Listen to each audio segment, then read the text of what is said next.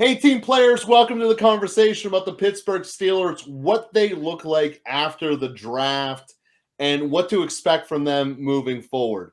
So, the Pittsburgh Steelers are one of these teams that has a ton of unproven potential. They are one of the absolute youngest teams in the NFL, which some people may not expect because they just hear about Tom like they're young. What? But yeah, so when we look at of Deontay Johnson, there is no player on that team who has had two contracts with the Pittsburgh Steelers. They've brought players in on their second contract via free agency, but none that have done the test of time. Mm-hmm. They have a second-year quarterback and an offensive coordinator that more than half the city wanted run out of town because he's never developed a quarterback before. And the Pittsburgh Steelers offense is going to go strictly as far as the development of Kenny Pickett is. And there is reasons to think that it could be great, but there's also a glass ceiling of incompetence brought down based upon their offensive coordinator. This is one of the major drawbacks of having a defensive head coach. You tend not to be able to get your passing game going the way you'd want it, but you do rely upon the running game. And Najee Harris had a very explosive December last year, not too much before that, but they did find a great number 2 running back in Warren last year. They potentially got the steal of the draft in George Pickens in the prior season, who only fell to them because they were injured. And that was a theme of the Steelers offseason, was give me guys who have potential, and I don't care about their current status right now. They signed 2 different players that missed at least 8 games the prior year, trying to fill a potential starting spot. Now, note, one was a middle linebacker and one was a left guard. In both cases, they also signed another player who did not get hurt at both of those positions, at left guard and inside linebacker. And by every single account, the Pittsburgh Steelers got the highest quality player who fell in the draft, which is Darnell Washington, getting in the 3rd round, who many people have said, had he been healthy, would have been the first half of the first round type player. Oh, yeah. So absolutely. Based upon his measurables and what he did at the combine, the Steelers loaded up on potential. That is the story of this team. And when you factor in the potential of TJ Watt not getting hurt, that's how far this team is going. Does the potential of the offense click? Does TJ Watt stay healthy? And if it does, there is a very, very high ceiling for this team. Do I think they'll ever be able to win in a shootout against Cincinnati or Kansas City? No. That's why I don't put them on that tier. But I have them on the next shelf. And I think that that's a very fair and realistic spot to put them, knowing that they're playing football in the exact opposite fashion that the rest of the league wants to, by trying to keep everything low scoring and just hoping that their offensive glass ceiling is high enough to score enough so that the defense keeps them in the games. Yeah, I mean, the biggest problem, as you alluded to, is Matt Canada. And one of the things that we're going to talk a lot about this year, as if you're a Steelers fan, is you're going to talk about this offensive line and how it relates to Kenny Pickett. Now, if you live in Pittsburgh, you might have watched or you might have listened to the Morning Freak show with Mikey and Big Bob. There was a guest on the show, or just a quote on the show that said that the Steelers should start calling the offensive line the picket fence instead of the steel curtain. Now, it's funny for 2 reasons. One, Kenny Pickett's last name is Pickett. It's funny for another reason because picket fences aren't very strong. And when you look at the Steelers' offensive line, you've got to say, okay, what have they done to get better? Well, just like we said with Cleveland trying to address their needs, the Steelers actually went out there and got arguably the best tackle in the draft to protect Kenny Pickett, which was a solid pick. And every single pick down the line that the Steelers made is at a position of need. And there are positions of need. There's not big reaches. There's not Mike Tomlin going out there and drafting somebody from Saginaw State because he saw one good one good clip of them. And it's going through the draft. I see offensive lineman, cornerback, defensive tackle, tight end, linebacker, cornerback, guard. Now, when you get down into like the 6th and 7th round, those guys could evolve into something that you want, but they're not going to be starters day one. They're not going to be starters second year maybe either, but they could develop into some really good backups as well. But like you alluded to too, the biggest signing is Darnell Washington. When you play, or the biggest pick was Darnell Washington. Pat Freiermuth, despite people in Pittsburgh loving Pat Freiermuth, is oftentimes a liability. And I disagree with that. And this is why I say this, is that it doesn't provide Kenny Pickett with the ability to stretch the field. Now, Kenny Pickett last year, when you look at what Kenny Pickett did, a lot of his passes are in the intermediate range. Correct me if I'm incorrect on that. That's right. And we want Kenny Pickett, and in order for this offense to get better, they need to take more chances downfield. And they didn't do that this year. Well, what's going to help you with that? Darnell Washington's not an inline blocker. Nobody ever said that he's a good blocker. Oh, he's a great blocker.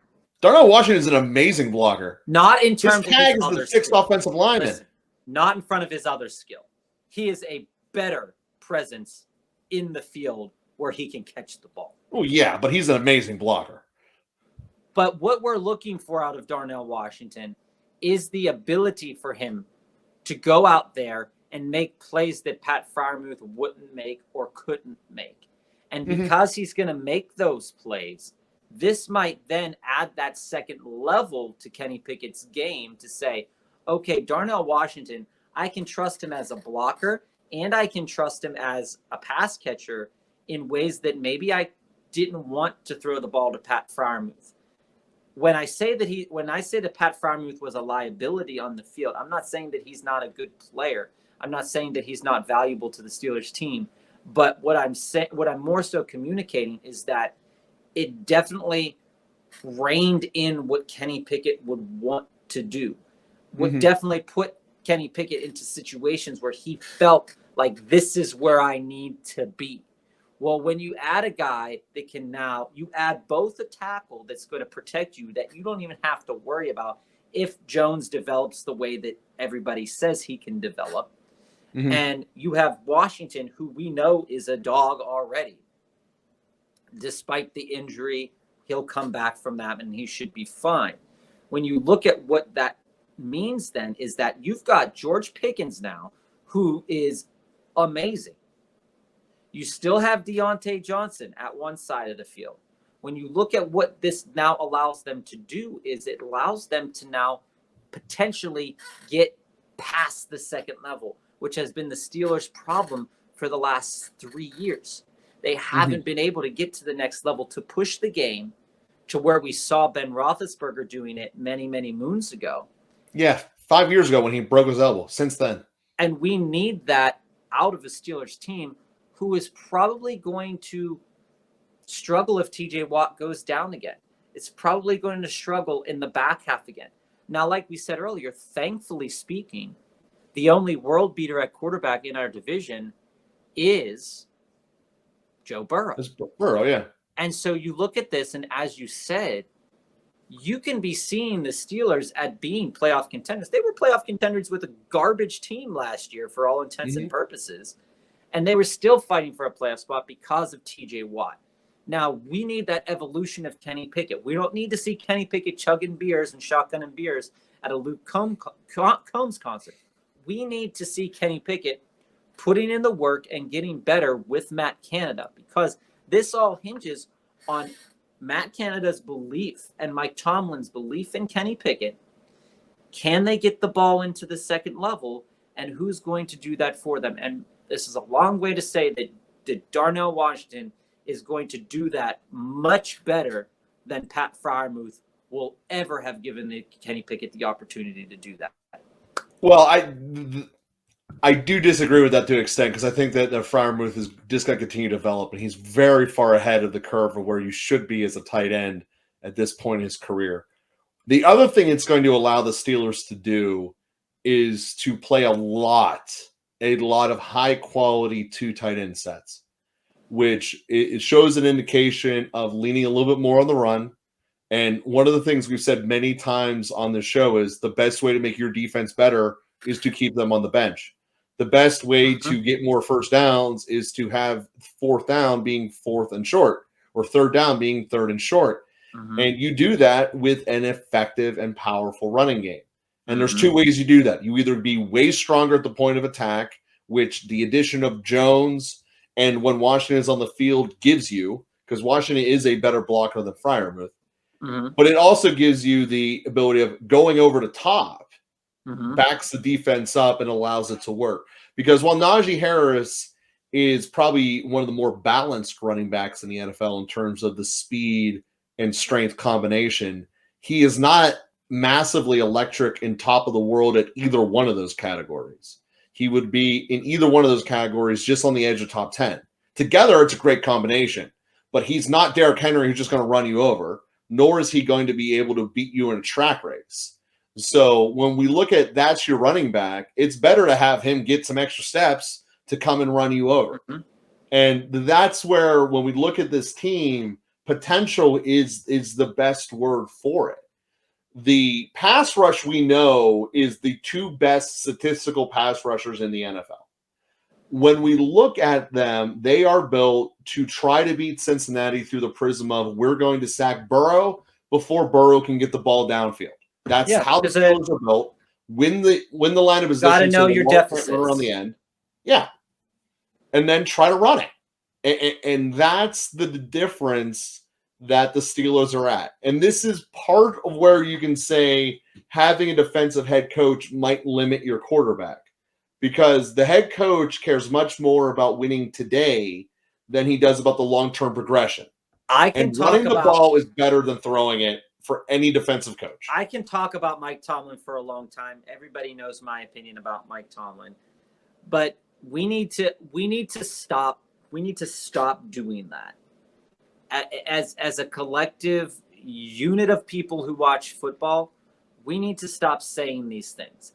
As a head coach, despite your background as being proficient in being a defensive-minded head coach or proficient in being an offensive-minded head coach, that is zero excuse that in Mike Tomlin's career, how many years has he been coaching? 15-ish. He should have learned to coach a quarterback. Yeah, that's fair enough. And I would say if you're just beginning as a head coach, fair. That is a fair assessment. But you are now verging, if not already, talking about Mike Tomlin as a Hall of Fame head coach. He is. And you're telling me and giving me an excuse. No, I'm saying that's why that's why the Pittsburgh Steelers, when you're looking at them from a fantasy prism, I'm saying lean on the running game instead of the passing game. Not you. I'm using the collective you. When you think about it and you say, oh, maybe because he's a defensive-minded coach, he hasn't coached the quarterback well. Well, no. That's still his job, and that's still his job to hire people that can coach them well. And we've already established through numerous conversations that we don't believe that Matt Canada is the guy to do that with. This is going to be the year to see that with, because now all the chips are out on the table. You went out, and like you said, you got another tight end. You can make 2 tight end formations. You don't have to put a crappy third wide receiver on the field if you don't want to. You can take your best personnel and leave them on the field.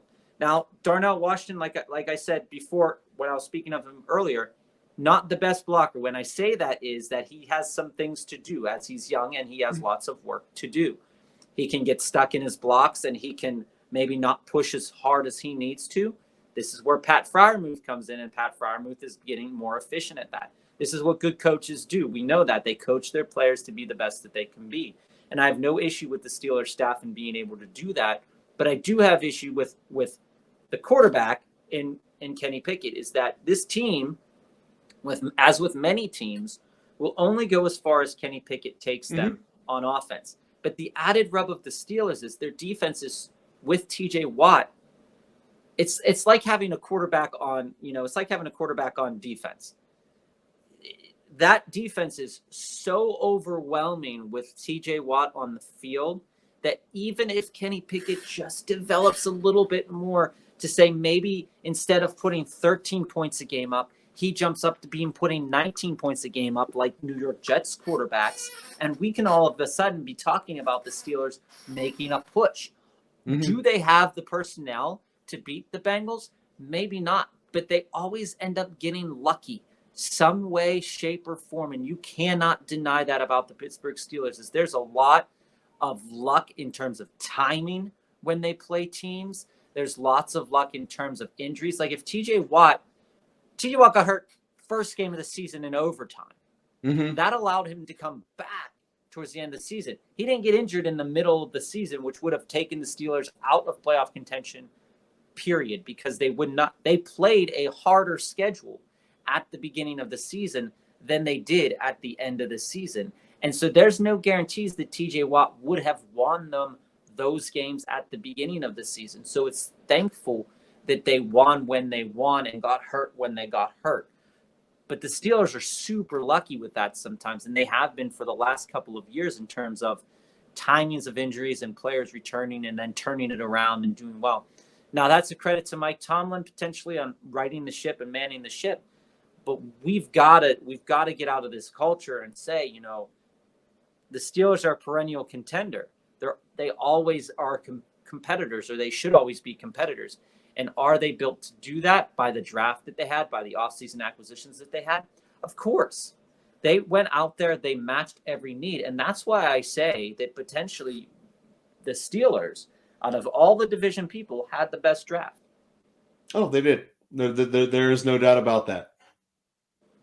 And you know, like I said, I do believe that they're in a spot here where when we look at the echelon of the AFC overall, you know, I think that there's 4 offenses that they're not going to be able to fight with. They're not going to be able to be ahead of Cincinnati, Chiefs, Buffalo, or LA Chargers. But I do believe they're right there in the next tier. And if they were in the NFC South, or AFC South rather, I'd have them winning it.